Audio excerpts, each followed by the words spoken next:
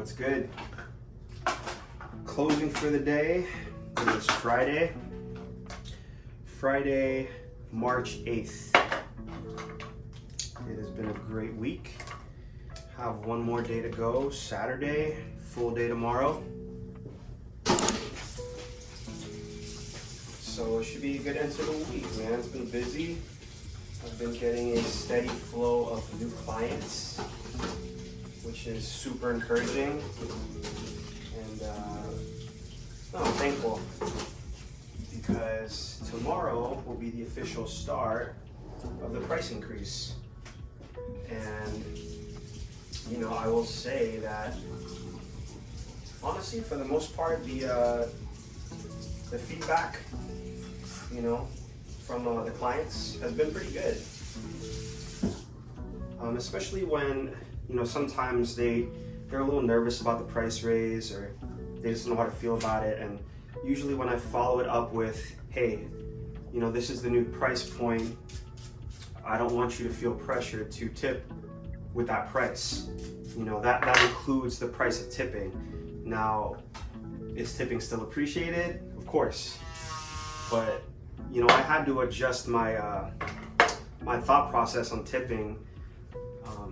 And it's been a process coming from what I used to charge back in the day, which feels like nothing. It was like $13, $20, and we would do everything, right? Haircut, beard, fade, just everything.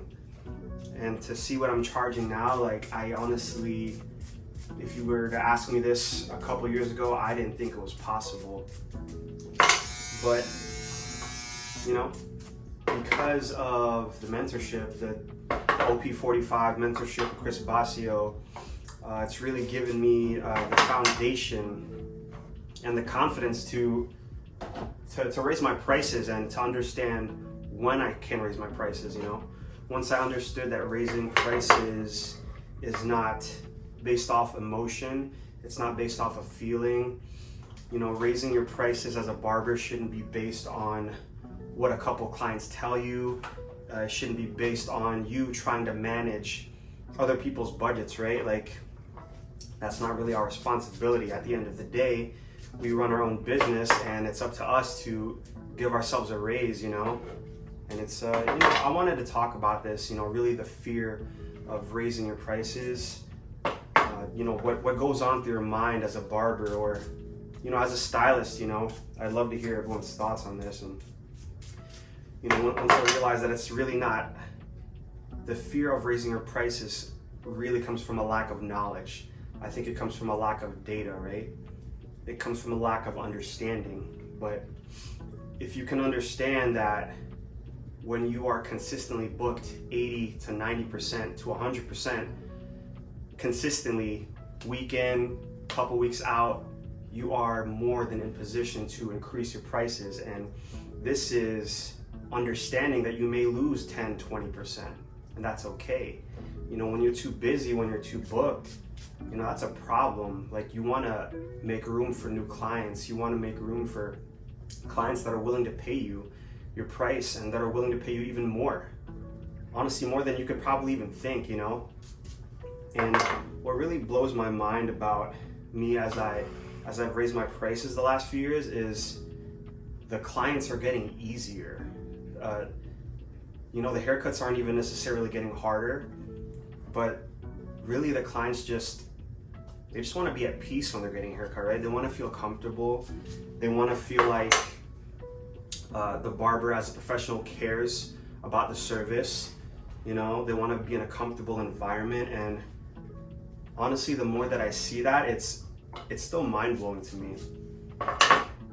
But again, all that to say, if you're nervous about raising your prices, I think it really just comes down to understanding your numbers a little better, understanding your business a little better. Not to say that you won't still be nervous about it. I think it's always, it can always be a bit nerve-wracking, right, to have that conversation with clients. But I think now in my career, knowing what I know now, I honestly kind of look forward to those conversations, right? Because I think what it was before is honestly I was just too sensitive and I didn't know how to handle it when people would come at me a certain way about my price, you know? But I think it's a conversation that needs to be had, right? You know, as a barber, as a beauty professional, you know, we are in charge of our raises, right? If you work for yourself, you know. But if you're in the regular world, the corporate world, and you know, you work for a company, you know, you work your butt off day in and day out, you're expecting a raise, you know, at least 1, maybe 2 raises a year. You know, a lot of the time I'll be cutting up my clients and you work your butt off and you'll get a bonus, you know, you get incentives, you know. And it's, you know, it's uncomfortable when you have to have this conversation with your clients, and let's say they just, you know, they're a bit harsh at the mouth, and they're not maybe prepared to pay that new price. And I think it's, you know, it's one thing you have to be able to take those words and honestly just understand, like, it's not personal, right? Like if your new price is not in their budget, then that's completely understandable, you know? But yeah, that was what I wanted to make the main focus about this video. You know, and I'm super excited to be going up in my prices, you know, and what's even more exciting is my wife, you know, she's in the service industry as well. She does nails, and she has, you know, built the confidence to raise her prices, and she was overdue a long time ago, right? She's booked a month out, which is like super awesome. I'm so happy for her. I'm so happy for us. I'm so proud of us as a, you know, as a self-employed, you know, people. It's exciting, you know. It's a little scary, but it's exciting. I think, you know, when you honestly care about your work, when you really have the heart to serve your clients and do a really good job, I think the clients are going to keep coming back, you know, regulars and new clients, right? Because I don't know about you guys, but in 2024, for me, it just feels like everyone is lacking that customer service. Everyone is lacking, honestly, the passion or the care for their work, right? So I think sometimes, you know, me and my wife were talking about this, is I think sometimes clients that have been with you for a while honestly just forget how, you know, how good they have it, how good the services that you provide, how consistent the services that you provide, you know, how accommodating you have been for them, right? Maybe you come in early, maybe you stay late, maybe you squeeze them in on your lunch break, maybe you reschedule them and you don't charge them that, you know, that no call, no show fee, right? Whatever it is that your policy is, right? But, you know, I think it's when your books are full and when you are booked out, you know, I think you should have that confidence knowing that, you know, clients can go away. First of all, clients are going to go away for any reason, right? It might not even be because of a price raise, right?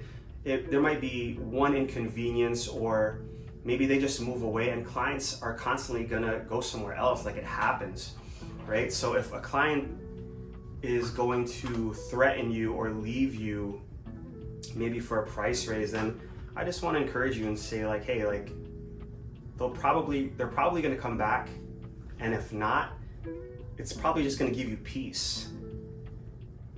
And I actually bet you that you're going to get clients that are going to be willing to pay you more, you know. And it's funny how new clients will appreciate you more than the clients that have been with you for a while, you know. So I think sometimes it's actually healthy for, you know, clients to experience another service with another barber, another stylist, and then I think they see, like, oh wow, like, this person was actually really good at what they do. You know, they actually really care about me as a client and as a person, right? You know, I was having this conversation with some people. It's like, hey, like, you know, maybe I get humbled, you know, and I always try to have that approach every time I get a price raise. Maybe I get humbled, and it's just kind of like, I feel like, you know, I really work hard, and I put my heart and soul into this. So, like, if you're willing to leave me for a little bit of a price raise, or you don't feel like you see my value, then, you know, maybe this isn't what we thought it was, right? you start to diminish me to just a haircut, right? And I think now I'm comfortable with saying, like, it's okay, right? Before, You know, me, an emotional person, I think I'm very empathetic. I build these strong connections with people. And at least for me, I always feel like it's more than a haircut, right? But the second you raise your price, or, the second you are not accommodating to them, right? Whenever they need you, they're gonna go somewhere else. So like, it's okay, So I just wanted to make this video to encourage anybody that's, dealing with clients that maybe talk to you any kind of way, or you're on the verge of raising your prices, you're unsure. I just want to encourage you, if you are 80 to 90% booked out consistently and you are constantly seeing new clients on the regular, it's probably time to raise your price, Like, you deserve it. We work hard, and I don't see why we shouldn't get a price increase, get a raise every year, just like everyone else, right? Anyone else in the industry, out in the corporate world, you work your butt off, you earn a raise. Now, for whatever reason, the barber, the second you raise your price, it's completely undeserving, it's kind of harsh, right? And again, I've had to work on that sensitivity, but I'm excited to be in this position now, and again, to have the backing and the education of the mentorship to really understand that, business is not emotional, right? It's really just numbers, it's really data. But yeah, that is my Friday rant for the day. Hopefully this serves someone. I'll be posting this, and hopefully I'll post one next week too. So hope everyone is doing well. If you made it to the end of this video, I love you guys. God bless. See you on the next one.